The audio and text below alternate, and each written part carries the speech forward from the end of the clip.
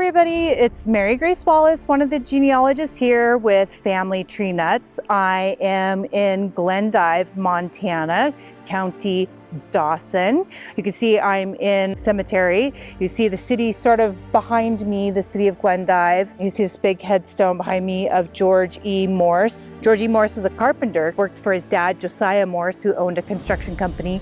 He was 23 years old. He was a son, a brother, and he came home one night at about 1 a.m. on October 23rd, 1900. He came home with his double-barrel shotgun, and he was distraught. And he drove a nail into his bedstead and he bent the nail. And I'm trying to picture this because I don't know a lot about how you would do this, but I'm gonna try to picture this. And he took his double barrel shotgun and he placed the shotgun over the nail. He pointed the barrels to his chest and he pulled the gun towards him, thinking that when he pulled the gun towards him that one discharge would go off and that would cause the gun to recoil enough to catch the nail again, that the trigger would catch the nail again, and the second barrel would then go off. But George, he partly turned. So he must have turned this way. He partly turned and the second barrel, the right barrel, barely grazed his chest and went through a lot of clothes. He was wearing a shirt, a vest, and an overcoat, and it barely glanced through his heart and it left a ghastly wound. After his attempt, George walked to his porch and he tried to call out for some help, but his loss of blood made his attempt failed.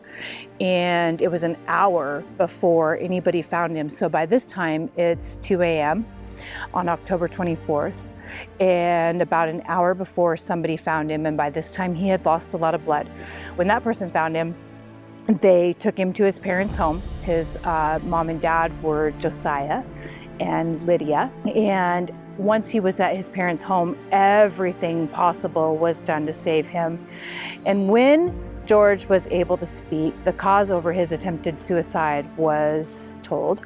He said it was over money matters and that it was some gambling debts at 23, bless his heart. Now let me tell you, he had just turned 23 May 26th. And again, he was a carpenter working for his dad's company. And I can imagine the conversations that were had when he was alive for these 12 hours with his family. He had a brother and he had sisters, and this was a Catholic family. They had lived here in Glendive, which is, let me tell you, is an absolutely gorgeous place. They had come from Wisconsin. They had lived here for about 6 years. Josiah ran a construction company and they were a young family, and I bet there was some forgiveness and maybe even, I don't know this, I wasn't there obviously, but maybe even George had some regrets. If you were still alive, maybe he had changed his mind, maybe he didn't want to die, or maybe he was so bad off, maybe he wanted to. But there's some things that I know about this. One, because there was an article that wrote every detail. And then I also know this because George happens to be my great-grandpa's brother. My great-grandpa Austin, this is his brother George, so I happen to know some details that were handed down from the family, and I think this is a pretty sensitive situation, but I also know this is pretty big in the community. There was only 1,200 people in Glendive at the time, and his father owned a big construction company, and this was a shocker to the community, and we wanted to come out here and pay our respects to George. The family packed up and moved away 26 years later, and we really don't know if anybody's been out here to pay their respects or to say anything. And so we wanted to come out here and to do that. And I don't know if maybe some of you watched my cousin, Russ Carson Jr. and I, we went into Ohio and we went into West Virginia, and we've been sort of following in our ancestors' footsteps, and that was on our grandfather's side and our great-grandfather's side. And this is me following some of my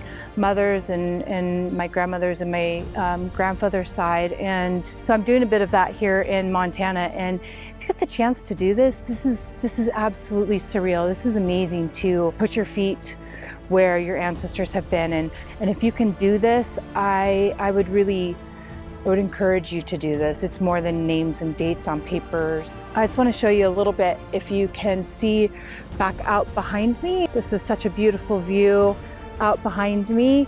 And I want to show you a little bit of George's grave. I know it's backwards to you, so I'm going to read this to you. At the top, it says, "Lead kindly light.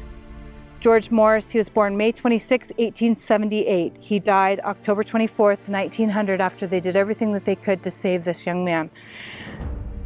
The words inscribed below: "Sleep, brother dear, and take your rest. God called you home. He thought it best." I also want to bring you a bit of information. While I was here in Dawson County this morning, I called the county cemetery. This is a private cemetery. There's 2 cemeteries here. The Morse family actually bought 8 plots here, and I think they intended to stay here in Dawson County, but they actually ended up moving away. They moved to Idaho, and then they moved on to Washington, which is where I was born and raised. And remember, family tree nuts. Let our nuts find the nuts in your family tree. Like what you see? Make sure you follow us on Facebook, Instagram, and Twitter. And subscribe to our YouTube channel. Don't forget to click the little bell so you get notifications as to when we post new videos. And you can find out more about us and contact us at familytreenuts.org.